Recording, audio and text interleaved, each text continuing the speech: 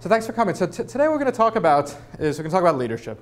And I know we only have about 45 minutes, so I'm going to do a very abridged version of a workshop that I do with a lot of my clients and really all over the country. Just to give you a little quick background of myself, like Karen said, my company is the Leadership Doc. I do executive coaching, leadership development, seminars, keynotes all throughout the country.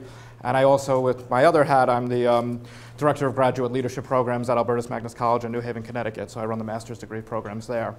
When I'm not out with my clients or students or whatnot, my current research project, which some of you might find interesting, is I'm studying the leadership of Major League Baseball managers. And over the past 2 years, I actually traveled around the country and I interviewed, we're up to about 200 current Major League players and managers, about 15 managers, about 100 Major League players, and about 85 or so minor league players as well, and got some great insights from them on how they can fully engage their teams and how the players feel and what the players feel would be the best qualities and skills a Major League Baseball manager should have to lead their team. And throughout today's presentation, I'll talk a little bit about that, but that's something that's in the works. If you're interested, the title of the book will be Lead Me Out to the Ball Game, and we're up on Facebook. We have a webpage, so if you go to Facebook and look for Lead Me Out to the Ball Game, you can follow our research and see when the book is published. We should be done writing it hopefully in about 3 months. So that's who I am. My PhD is in leadership, and that's what gives me the credential to say I'm the Leadership Doc. So let's talk a little about leadership. This is going to be interactive, so hopefully you guys will talk a little bit with me, and then I'll get into some material.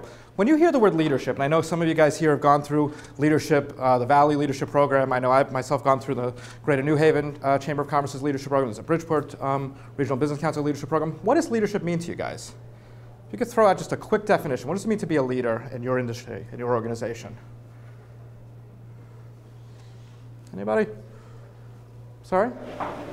It means that you're running it, you're taking the authority to be ahead of the group and own that, I guess, that responsibility.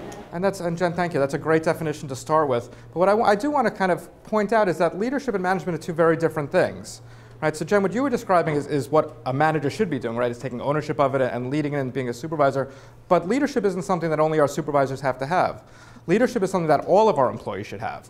Right? And we're going to go through some definitions. We're going to talk about some characteristics of things that not only the supervisors and managers should have, but everybody needs to have.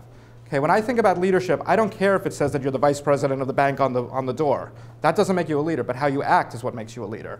Okay, the teller in the bank, the mail clerk in the organization, the person sweeping the floors, that person can be a bigger leader than the vice president or the president if they act the right way and they do some of the things we're going to talk about today. And that's what we need to be encouraging all of our people to be doing. So I want to start with a quote. Okay, and Warren Bennis is someone who is much smarter than I am and has had a lot more success than I have so far. He's a professor over at the University of Southern California. And he says that leadership is a function of knowing yourself, having a vision that's well communicated, building trust among colleagues, and taking effective action to realize your own leadership potential. And I want to parse this through a little bit and break this apart. Okay, the first part is leadership is a function of knowing yourself. Okay, we need to know ourselves to be successful as a leader. What does that mean? What do we have to know? Know your strengths and weaknesses. Absolutely, Jen. Thank you so much again. We have to know our strengths is something everybody always says. We have to know our weaknesses too, right? Because if we just follow and know what we're good at, we're not getting the whole picture. Okay. There's a common misconception that you want to take everything that you're doing and become the best at everything. We can't do that, okay? We're not smart enough to do it. We don't have enough time in the day to become the best at everything we need to do. So what we need to do is we need to take those things that we're good at and we like to do and really blow it away. And take the things that we don't like to do, we're not as good at, and get to a point that we don't look like an idiot and get a team around us of people who like to do those things and are good at those things. Because leadership is about teamwork.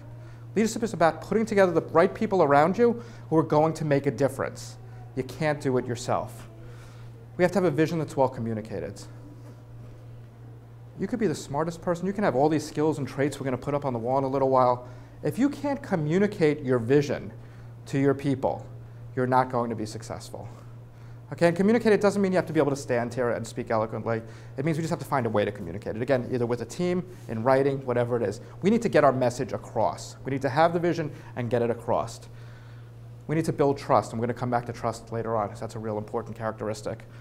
And we need to take effective action to realize our own leadership potential. But let's go to trust for a second. This is something that Davey Johnson, who was just retired as manager of the Washington Nationals, something he said to me when I was interviewing him. He said, I don't care how long you've been in this game or what kind of success you've had in this game.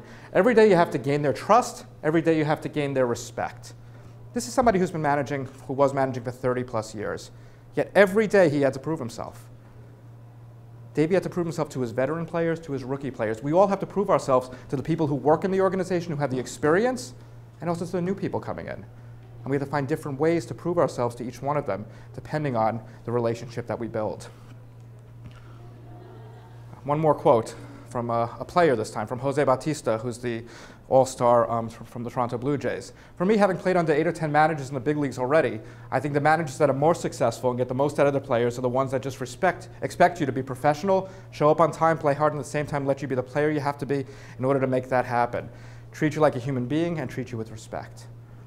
That's what gets Jose Bautista to perform, and that's what gets all of our people to perform. Treating people with respect. This isn't rocket science, guys. This isn't rocket science. This is simple stuff that we just have to be reminded of once in a while. Okay, taking effective action to realize your own leadership potential. How do we do that? How do we take action to realize our leadership potential? I think when you put your plan together, no matter what kind of team you're leading, you have to execute. And that goes back to that effective action. You got to break it down plan by plan, whether it's a baseball team or whether it's a team in a bank. And be able to execute and put the right players in that will also execute part of your plan. Because it's not always on you to execute the plan. Absolutely. It's you and the players with you to execute each piece of it. Absolutely. And the way we take effective action, even simpler than that, is we just have to do something. We have to come into a workshop like this. We have to pick up a book. We have to go take a class. We have to do something. The point is that leaders don't stop. We need to always be doing something to improve on ourselves. Okay? It doesn't have to be leadership focused. It could be finance focused, management focused, sales focused, whatever it is, we have to keep improving. A leader doesn't say, I'm done. I made it to the top. I'm in the big corner office. I'm done. We have to continuously be doing something to improve ourselves. Okay. Question, do you think a leader can lead anything? Can we take somebody like Steven Spielberg, who's obviously a great movie producer, movie director, throw a Yankees cap on him and think that he can be a successful manager of the Yankees? Or as a recovering Mets fan, can we put a Mets cap on him and think that he can be a successful manager of the Mets, which is easier to do because not as many expectations. But can we do that? Can somebody be taken out of one industry and put in another and expect to be able to be successful? Well, in many ways, yes, in the sense that you can manage, right? Hopefully you have the skills. But you're missing something. And Spielberg would be missing something if he was going to manage a Major League Baseball team or manage a bank. He'd be missing the passion. And in order to be a successful, effective, exemplary leader, you need to have the passion for it. Okay? And think about it, because what is leadership? Leadership is not about management. It's not about control. It's not about direction. What leadership is about, it's about motivation. It's about inspiration. And my clicker doesn't want to work. Inspiration, motivation, and it's about passion. Okay, we need to have the passion for what it is that we're leading. Now, my last baseball reference for a little while, because I hit the Yankees and the Mets, so I'll hit the Red Sox here for a second if my clicker works. You need to have alignment also, right? So it's not just about passion. And if you think back about a year and a half ago, we had a new Red Sox manager come in, and Bobby V didn't do so well, okay? Bobby Valentine has the passion. Bobby Valentine has the expertise. He's a brilliant baseball mind. But it wasn't an alignment. He was not set up to succeed there. Okay? For those, any Red Sox fans? I guess I'll talk to you. So when Bobby Valentine came in to manage that team, he was put in a situation where his coaches, one of them actually played for him in the past and didn't like him. He also came in with a very strong persona, Bobby Valentine, much different than Terry Francona, who he replaced. Now, think about in your own industries. Think about in your own organizations. If you have a new manager who comes in, right, a top level, let's say a VP or a president comes in, and the people right under them, in that level right under, that middle management level, don't like that person, don't respect that person. Do you think the message is going to be transferred with the right tone down to the employees? Probably not. There's a lot more to this, and then if we had more time, I'd go into it. But as a case study, it's really interesting because there was no way he was going to be successful there. Okay, just wasn't going to happen. So, steps to exemplary leadership. The first one is passion. The second one is what I call people, places, and things. Now, if you look over here, this is a very simple diagram. Okay, and what this is telling us is that leadership is right here smack in the middle. In order to have effective and exemplary leadership, you have to have the right mix of the leader, the follower, and the situation. You're not going to take a person and put them into environments, take them from one bank and put them into another bank with a completely different layout, or take them from a hospital and put them into an electrical engineering company and expect them to be just as successful. You have to look at the people you have. Do you have a team full of people who are right out of college? Do you have a team of people who've been doing the same thing for 15, 20 years and have the experience and have the expertise? Those people need to be led differently. Okay, you're not going to manage the first game of the season with a team of rookies the same way as the last game of the World Series with a team full of veterans. And if you try it, it's not going to work. The first thing we have to do, and when I go into an organization for a consulting project, the first thing I do is I need to take an inventory of who's there. Okay, I don't want to even hear the questions you have until I get to know who is there, who's working in the company, what's their experience, what's their feeling about it, what's the culture like.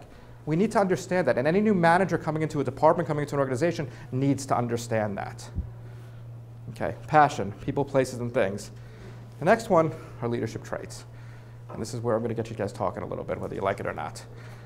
It'll be much easier on you if you do. So what do you think is some of the necessary skills and traits for leaders?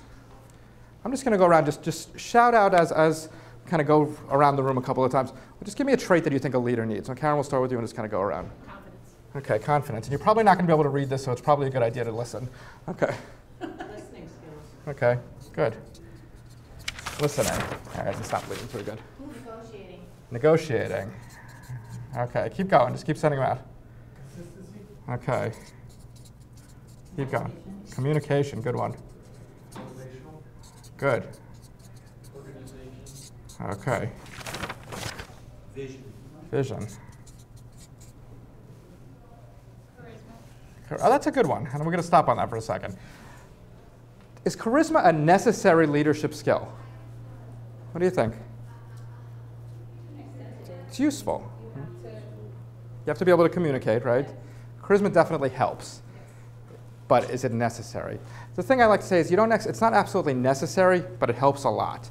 Okay? The one thing I always kind of try to protect people from when it comes to charisma is that if you have a lot of charisma, sometimes we rely too much on it, right? So with charisma, we really need to focus on the meat and the substance also. And we could think of people in business, we could think of politicians a lot of times who really rely too much on the charisma and not enough on the substance.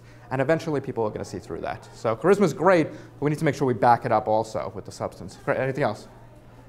Leadership traits, things that are important for leaders to do, things you do. Have to be a team player. Team player, good. Okay, what else? Anything? Passion, yep, good. Willingness to learn. Okay, open to learn, good. Expertise. Good. You need to have an expertise for something, very good. What else? A couple more. And let you keep your word. Okay, stand behind your word, good. Okay. Prompt? That's a good one, because and a lot of times I've worked with, I do coaching, and I've worked with people who are consistently always late, and they feel that because they make it to a certain level, it's okay. But if their people do it, that's not okay, right? We have to model the way. That's one of the things we're going to touch on later. You got to model the behaviors, no matter what position you're at, that you want your people to follow through with. I'm sorry? Commitment. Good. Good. Good, very good one. Trust is a real important one. We're going to touch on that a little bit later. You can have all of these things, and we're going to fill these sheets up with an exercise in a couple of minutes. You can have all these great leadership skills. If I don't trust you, eventually I'm going to stop following you. So the most important leadership trait to me, and there's also research that shows it, is we have to have trust and be honest, because you need to have that relationship. Without that, you're going to eventually stop following the person. Any others? Anything just kind of itching you want to say before I go on? Humble. Very good. There's a theory of leadership called level 5 leadership. Some of you guys might have read the book Good to Great by Jim Collins. And it talks about the level 5 leader who does everything they can for the organization, but what makes them a level 5, what makes them this pinnacle of leadership, is that they're not doing it for themselves. Okay? They don't care if they get the limelight. You don't even know a lot of their names, but you know about their organization, because what they do is for their organization. Good. Anything else? Okay. All right.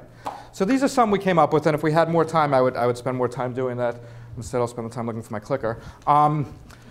So what I want to do now is we're going to do a little exercise. Okay, so you're going to have to participate. Now you're going to have to get up, actually. I'm going to pass out some papers. And what I want you to do, just pass these around. What I want you to do is turn the, on the paper, I want you to write down any inanimate object. Not a person, not a place. Anything. So not a person, not a place, just a thing. Okay? First thing you think of, whatever you want to write. Not a person, not a place, a thing.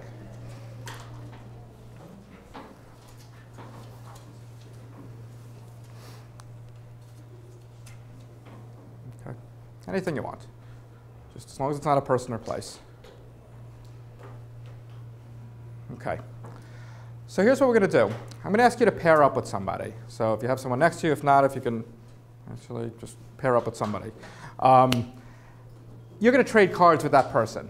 Okay? So after you're done writing, trade cards with that person. You're not going to write on this paper anymore, but you're going to trade cards.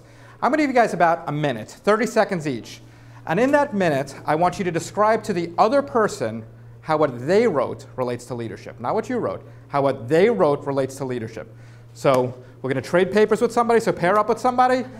And you're going to describe to the other person how what they wrote relates to leadership. You have about a minute to do that. I got you. I got you. I got you. I'll do it with you.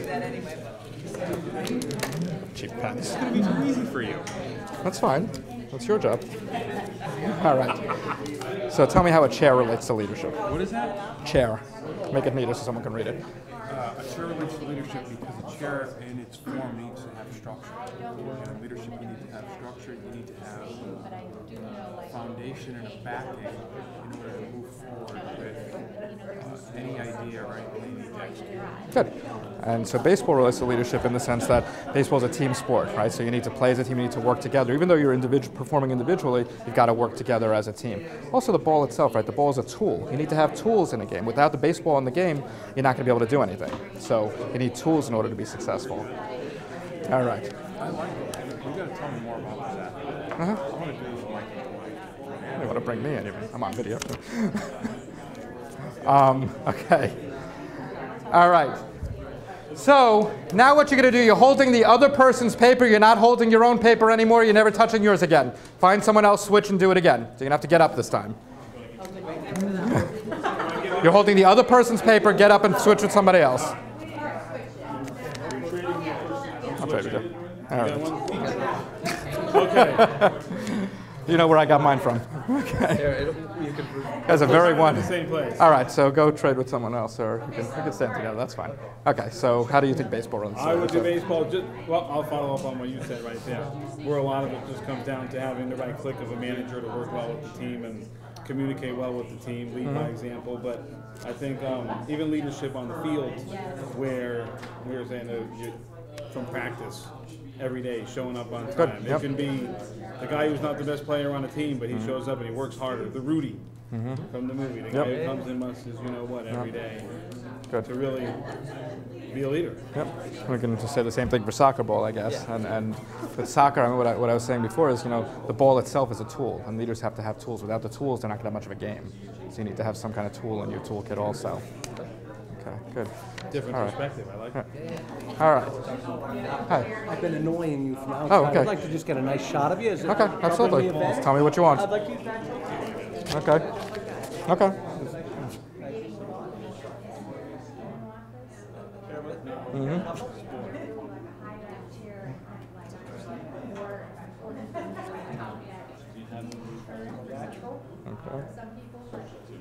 All right, so let's take it. Last time we'll take it and switch with one more person. One more person and do it again. You're welcome. Thank you.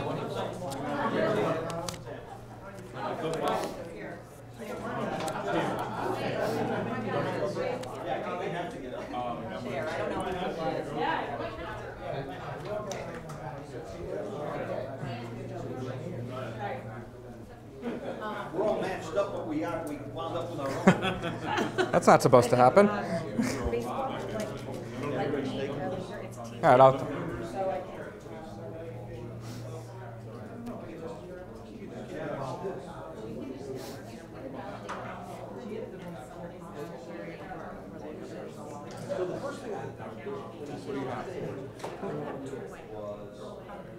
Toy as it relates to leadership.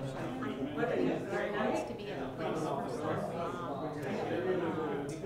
flexibility, for some creativity, and a leader often needs to tie into people's hobbies.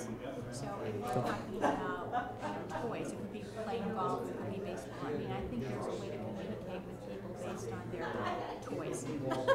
Good. Very good. All right, so let's come back together.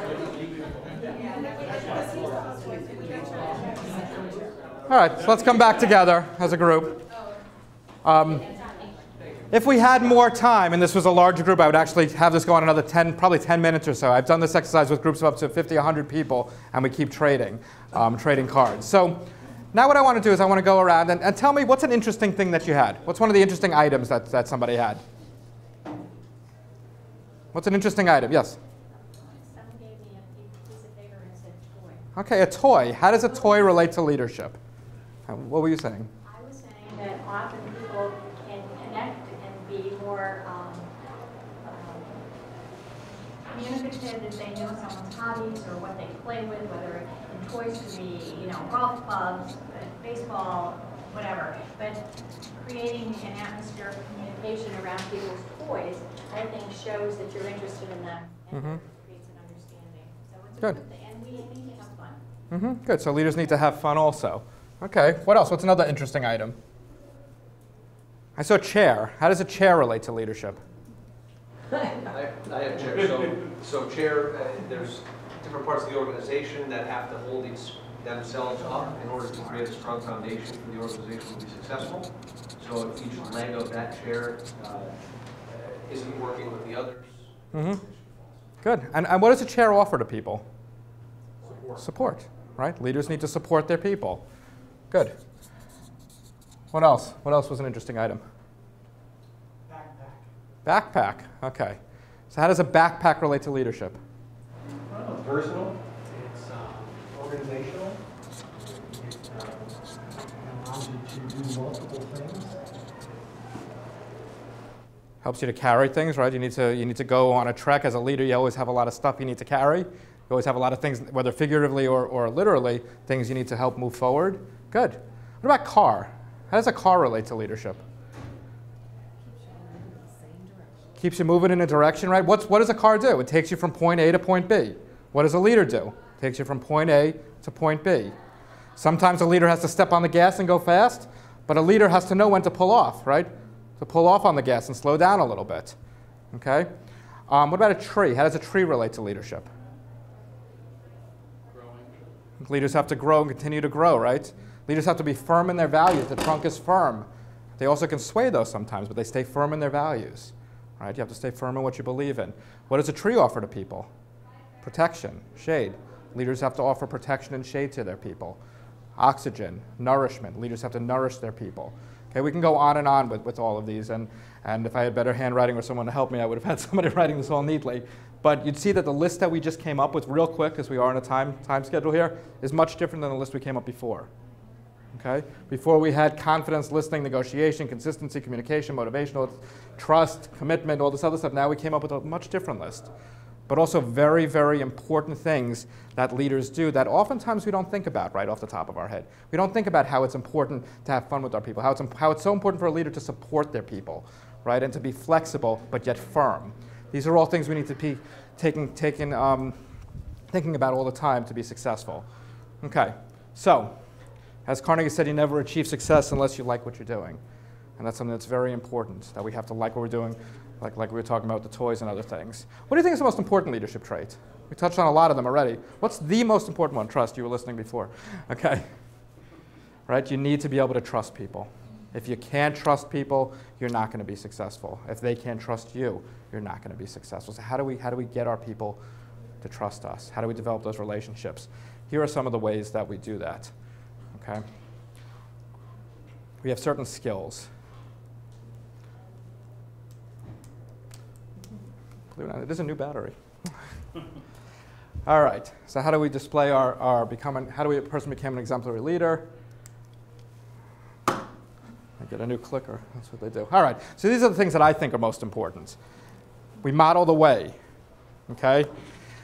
We use symbolic gestures. We know our people, alignment success, ask, invite, consider, and network. And I'm going to go through each of these with some examples of the way that I think we can do it best. First one is Herb Kelleher. Okay? How do we model the way? Herb Kelleher is an example I like to use. Kelleher was the founder and former CEO of Southwest Airlines. And Kelleher set up a real environment, a real culture that was focused on the employee.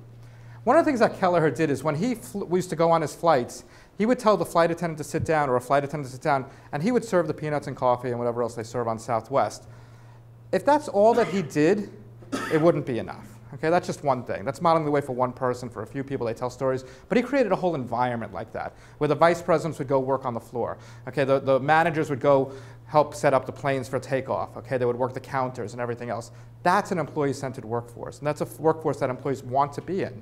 Okay, so Kelleher would do that. He would set up this environment. He would have his flight attendant sit down. He'd also do it because he wanted the flight attendant to talk to the customer for the whole flight and hear what they really think of Southwest Airlines.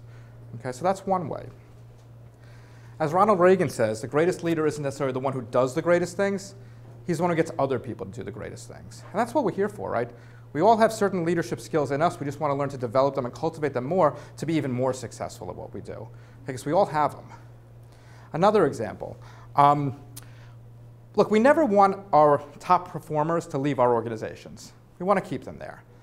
Jack Welch, the former CEO of GE, and Rich Levin, the now retired president over at Yale. Okay, some of the things that they did may not have sat well with everyone, but they did certain things right. And one of the things they both focused on was mentoring. And they mentored a lot of people within their organization their times.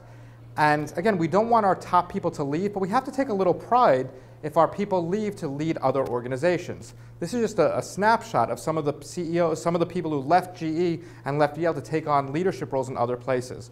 And I do have my little disclaimer down there for Bob Nardelli, who didn't do so well at Home Depot, but we don't have enough time to go into that story now. But that's a great story if anyone wants to see leadership and how you really have to know the place you're leading, because GE is very different from Home Depot, and you can't lead the two the same way. Anyway, so we have to model and mentor our people. Okay, and if they get plucked away to lead other organizations, you're doing something right. Okay, last example for this one. So I did my PhD out in California, which if you're going to do something stressful, I highly recommend doing it in a place where you can sit in the hot tub 365 days a year with a Corona. Okay, so that's the place to do it. Anyway, so I did some research out there, and I was working on a project looking at the transmission of excellence. We wanted to see if excellence and behavior could be transferred from one organization to another when a vice president would leave to lead another organization. The first set of interviews I did was at a company called Patagonia out on the beach in Malibu. And when I walked out there and I walked into the organization, I see that a lot of people next to the desks have surfboards. I'm like, I'm a kid from Brooklyn. I don't know why do they have surfboards at their desk? And after a few hours of being there, suddenly everyone says, okay, let's go. And they go out, they grab their surfboards, and they go surfing. And they came back about 45 minutes later, refreshed and ready to pound. I've never seen a group of people work so hard after coming back from surfing. They were ready to go. After those interviews, I flew over to Salt Lake City, Utah, and I interviewed the president of a company there who used to be a VP over at Patagonia. It was a very interesting experience. I walked into the office, and I'm sitting at his desk, and behind him is a whole glass wall overlooking cubicles and offices and whatnot inside the organization. And all of a sudden, I see somebody walk by with a dog on a leash. I took a double take, and I said, what's going on here? He said, well, somebody asked if they could bring their pets to work. People didn't mind, so we said, okay, we'll give it a shot. They also had a gym on premise and daycare and all this other stuff. But the point was, you couldn't go surfing in Salt Lake City, but the concept, the idea of doing what you can for your employees, that was transferred. And that's what kept going. And that's how we model and mentor the way, and that's how people pick up on it. If we had more time, I'd ask you guys to start thinking a little bit about how you can do that. And I'll task you with doing that as you go home and you're driving home. Thinking about how you can model the way for your people. Last example, this relates to the baseball. This is Joe Madden, the manager of the Tampa Bay Rays. And Joe Madden, during my interview with him, told me about how he started these themed road trips. So when they would fly cross country to play, play in California, whatnot, he would have his players dress up in different garb. They would dress up as cowboys sometimes. They would dress up as nerds, as in this picture. They would do all different things for team unity. And I said to him, like, Joe, so is it just about the unity? Is that why you do it? And he said, no, you know what? Let me tell you a story. I've had my players dress up as cowboys once and go to New York City. And when they're walking down the street as a team, dressed up as cowboys, they're very uncomfortable. And they have to learn to overcome that discomfort. dressed up like a cowboy in the middle of New York City. I want them to understand how to deal with conflict, how to deal with being uncomfortable there, not on the mound in the 9th inning. How can you use that? What can you do in your organization to get people to experience discomfort in a fun way so that when they have a customer yelling at them, they're not going to be stressed by it because they know what it's like to be uncomfortable. And they know how to handle it, and they know, and they're empowered to make a difference and to make a change. Great stories with Madden. Symbolic gestures. Does anyone know the story of Ernest Shackleton? Ernest Shackleton was an explorer back in 1914 who wanted to be the first one to cross the Antarctic.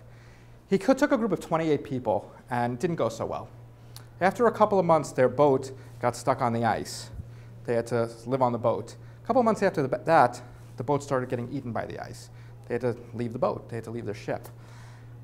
This is a great story. There's a great book about it if anyone's interested called Leading at the Edge that a friend of mine who actually is a consultant at Madison, Dennis Perkins, wrote. All about the stories and strategies of leadership from this great adventure, if you like adventure stories. I'm just going to touch on one thing here, though. So as the boat was getting eaten by the ice, Ernest Shackleton, who was a very religious man, took a Bible that the Queen had given to him on his journey and threw it into the water. He was a very religious man, but he said, you know what? We can't use this right now. We can only take the things that we need to survive. He threw his gold watch, his coins, and everything else too. But the fact that he threw the Bible had a huge impact on his people. The story goes that 2 years later, when they were rescued, 2 years, somebody gave it back to him, that they picked it out of the water. I don't know if that's true, but it sounds good. But the point is, it was a very hard journey for 2 years, but they all survived because of his leadership. Great stories. Before I even go on, what's something you could do? It doesn't have to be a grand gesture like throwing your Bible into the water. What can you do? What kind of gesture can you make for your people to show them you're there, you're with them? What if tomorrow you stopped by Dunkin' Donuts and you brought in donuts for your team, whether you're a manager or not, just brought in donuts for the people who sit around you? What kind of impact do you think that would have? It would make them happy. They'd smile, thank you. It doesn't take much to have a positive impact. It doesn't take much to show people you were thinking about them. That's all they want to know is that you're thinking about them. Okay? I like this quote, leadership, the art of getting someone else to do something you want done because they want to do it. By the time you're done talking to your people, they should want to do what you want to do because they think it's their idea. They just should be so sold by your passion that they want to do it too. Okay, so how do we get people to do this? You have to know your people. So before I went back to school for my master's and my PhD, I owned a delivery service on Long Island for a little while. I kind of fell into it, and that's a long story. But with the delivery service, I had a bunch of 1099s working for me, independent contractors who basically don't have to do what I tell them because they can say no. They're independent, they take the jobs they want, they don't take the other ones. So this is in Long Island, New York. So to represent them, and these are not their pictures, their names, we have Artie and Harold. Now, if it's 4 o'clock in the afternoon on a Friday afternoon, and I have a delivery that has to go into New York City, which you don't really want to do at 4 o'clock on a Friday afternoon, and I said to Artie, listen, I'll pay you double if you get this job done. I need to get it done right away. He'd look at me, he would whine. He'd say something like, well, you know, I really wanted to watch Murder, She Wrote tonight, so I don't want to do it. But if I said to Artie, listen, we have a delivery that has to get done. It's a really important client. We're going to lose this person. Please help me out here. Can you do that for me? He'd still whine a lot, but he would go and do it. If I said that second example to Harold over here, he'd say something that I'm not going to say in this room, basically implying go do it yourself, and that would be it. But if I said to Harold, listen, I'll pay you double if you can get this job done, he'd be out the door before I finish my sentence. You need to know your people. You need to know what it is that makes them want to work for you and for your organization. You have to walk around and get to know them. Very important. How do you know your people? Okay, well, you go out there and you talk to them. Quick stories, okay? So one of my favorite stories, my favorite interviews was with David Ortiz. And when I was interviewing the managers, I actually had time set aside in a half hour, an hour with each manager. The players, they just said go into the locker room and talk to them. So some of the players were sitting there, didn't want to bother with me. They would be sitting, they wouldn't even stand up. David Ortiz, Big Papi, got up, all 8'5" of him, stood over me like this, put his arm around me and said, what can I do for you? And so I'm looking for ways that your manager can engage you and lead you. How do they really get you going? And he stood there for a second and he thought, and he said, you know what? Every player is different, right? Every manager needs to find a way to know their players. But let me tell you a story. Back in 2009, I got off to a really slow start. I just couldn't hit the ball. So I went to Tito, to Terry Francona, who's his manager, and I said, Tito, what can I do? I can't hit the ball. And he said, Tito looked at me and he said, Papi, when I was playing ball, I hit $125. You're David Ortiz. Go hit the effing ball. And that's all it took. Sometimes you have to just remind people who they are. I said, so David, what happened after that? He said, I went out there, I hit the ball. You just have to remind your people, you know what, you're here for a reason. You're in the position you are because we believe in you, we have confidence in you, we trust you. Go out there and hit the ball. Go out there and do your job, and I'm here to support you, whether you do or not. You need to understand that. Okay, so how do we know what makes them tick? Okay, we observe, we assess, and we ask them, we talk to them. We talk to our people. This is not the hard part. Again, I said at the beginning of this talk, this is easy stuff. We just have to remind ourselves to do it because you know what? We get overwhelmed with the day-to-day. The biggest issue that most of my clients have is that they don't have time to work on their business because they're too busy working in their business. But you know what? You have to set the time. You got to find the time. You got to do that front-end work because it'll make your life much easier and it'll make your people much more successful. So, align yourself with success. And I know we're running low on time, so I'm going to go talk even faster than I am. I don't care political views, but does anyone know where Obama accepted the nomination for president the first time? Nobody ever does. Springfield, Illinois, the same place that Lincoln gave his Uniting the Nation speech. Okay? He aligned himself with success. He aligned himself with Lincoln by giving his speech there. I consider this a glorified form of name dropping. And it's something that we all do. What we're doing is we're proud of the people that we align ourselves with. We're proud of the organizations that we work for, or we should be anyway. And we want people to know it. We want people to know that we're associated with the Bridgeport Regional Business Council, that we're part of People's Bank or Webster Bank or wherever it is, because we're proud of it. And by aligning ourselves with that, we're not standing here alone anymore. We're part of a community. Okay? And that's a powerful thing. Is this a good thing? Is it a good thing to have a suggestion box, figuratively or literally? What if every time you walk by it, this is what you see in your mind?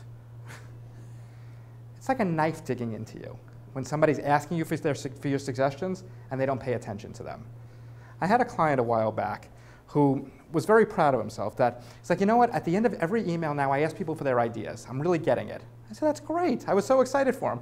And then I started meeting with his team. And his team said, we got to tell you something. Something that Jim does, not his real name, that really annoys us is he'll ask us for our ideas. I'll write him these long emails with all my ideas, and he never acknowledges anything I write. Now listen, there are a lot of stupid ideas out there. I'm sure you got a few today. But we have to acknowledge them. We have to talk to people and say, you know what, this isn't going to work right now for this reason. That's a great idea. Keep them coming. We'll talk about it in a month. Whatever it is, if you have a room like this, I don't have to go through and talk to everyone's ideas, but pick a couple of them. Pick a couple of things and say, you know what, Al was thinking about something the other day, Dave was thinking about something the other day, and he brought it to my attention, and I want to talk to you about it. Let people know you're listening. I had just another quick one. A guy, I don't know how many of your offices have stacks of paper on them, and I asked one of my clients, what is this all about? He says, well, you know what, at the end of every week I have people give me their reports. I said, do you read all those? He says, no. So why do you ask them? Because they have to tell me what they're doing every week. I said, but you're not reading them. But they have to think that they have to know that I want them on my desk. I said, but they know you're not reading them because they're sitting here. Just ask them for what you need. Don't ask for more because they should be. You have to, and that goes back to that trust. You have to have trust in your people that are doing the right job. Last one. This is not I don't need to ask this one in this environment because you're all here. How many of you guys belong to some kind of organization? You all do. I go into for-profits and non-profits and I ask this question. Not everyone raises their hand. But it is so important. I had this conversation with a younger cousin of mine the other day. It's so important to network not just in your professional organization, but in some kind of nonprofits. How many of you guys belong to a nonprofit, serve on a board, work in a nonprofit, whatever? Great. That's important networking. First of all, you're doing a good thing. That's, that's a no-brainer. We're doing something good and helping people. That's what we need to do. But you're also now meeting people who have a common passion as yours. Okay, so maybe you're not sitting with a room full of bankers because you do that all day, but you're sitting with bankers, advertising people, whatever, go through a slew of things, baseball players, whatever it is, and they all have a passion for childhood cancer research or serving the youth. Whatever it is, you have a common bond. That's good for your professional life. It's good for your personal life too. So you got to get out there. So we have passion, people, places, things, leadership traits, and motivational skills. Finally, this is what I think makes up an exemplary leader. But to take it a step further, this also is what makes up an exemplary follower. Going back to what I said at the beginning when Jen told us what she thinks a leader is, it's not just about the manager, because we want all of our people to have all these qualities that we just talked about. No matter what level you're at, they should be acting as leaders. And to take it a step even further, this is just an exemplary person. people a lot of times will say to me, how do you really go out and teach people how to be leaders? You run master's programs in leadership, you go out and coach and do all this other stuff for leadership. I said, well, you know, I'm not teaching people how to do something that's that different than what they're already doing. What I'm helping them do is develop the skills that they have. Okay, look at this list of things we put on the wall. List of the things we went through today already. We can all do this. We can all do this. We just have to remind ourselves how important it is and what impact it's going to have on everyone else. So I thank you, and I started with some quotes. I'll end with my quote: realizing your potential, reaching your potential, and helping others to realize it and reach it as well. To me, that's what leadership is. Okay, we have to realize it for ourselves, and we got to help other people too. Okay, so that's what we need to do with our organizations, in our personal life, everywhere else. Thank you very much. I'm glad to be able to come down.